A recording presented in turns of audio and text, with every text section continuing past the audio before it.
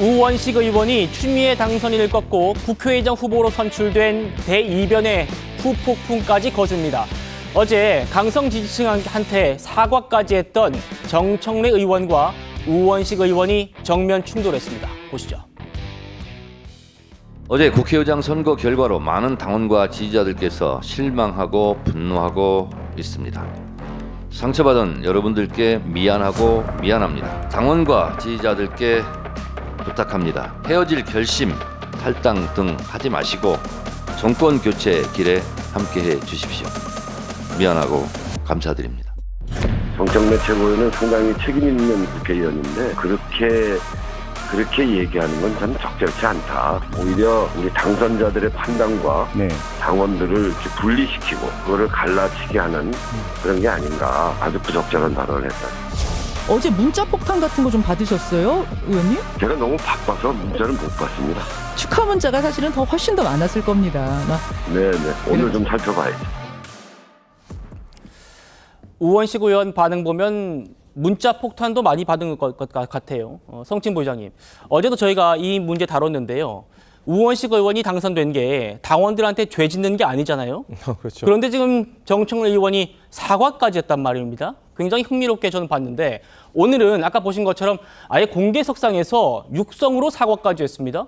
당연히 우원식 의원 반발할 수밖에 없어 보이는데요.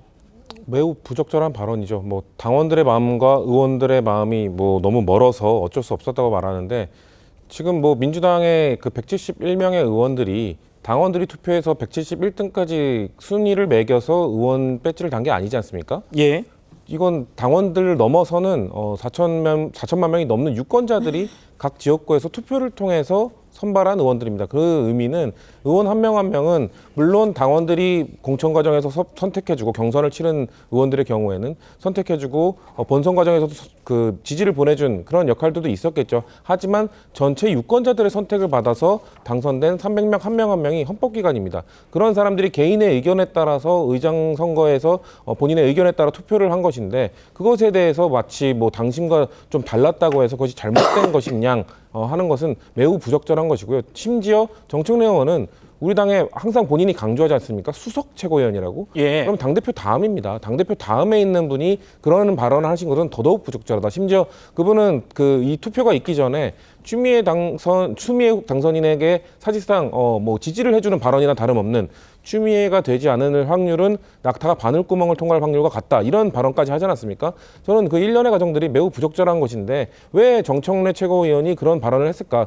저는 결국 뭐 당을 위한다, 뭐 이재명 대표를 위한다. 저는 그렇게 보지 않습니다. 이분은 오로지 본인의 정치적 이력을 위해서 당심, 이 강성 팬덤의 이 지지를 받기 위한 발언들만 하시는 것이거든요. 왜냐하면 저는 이분이 총선에서 공천 과정에서 우리 당이 가장 시끄럽고 뭐 뭔가 좀 갈등이 심했던 그 공직자 평가와 관련된 점수와 관련된 그 갈등이 심했을 때 의총이 열렸었죠. 그때 당대표가 불참하고 수석 최고위원으로서 나갔었는데 도중에 그냥 도망갔습니다. 그런 무책임한 모습을 보였던 분이 무슨 뭐 당을 위해서 발언을 하시는 것이냐 하는 것은 저는 매우 공감하기 어렵다는 말씀을 드리고 싶고 저는 이번에 선출된 우원식 의원도 충분히 민주당을 대표해서 국회를 잘 이끄실 분이라고 생각하기 때문에 저렇게 당선되자마자 저런 부적절한 발언을 하신 것에 대해서 매우 유감스럽다는 말씀을 드리고 싶습니다. 민주당 의원총회 때 이재명 대표 어디 갔냐라는 민주당 의원들의 항의 때 정청래 의원이 뭐 도중에 나가셨죠. 저도 기억이 납니다.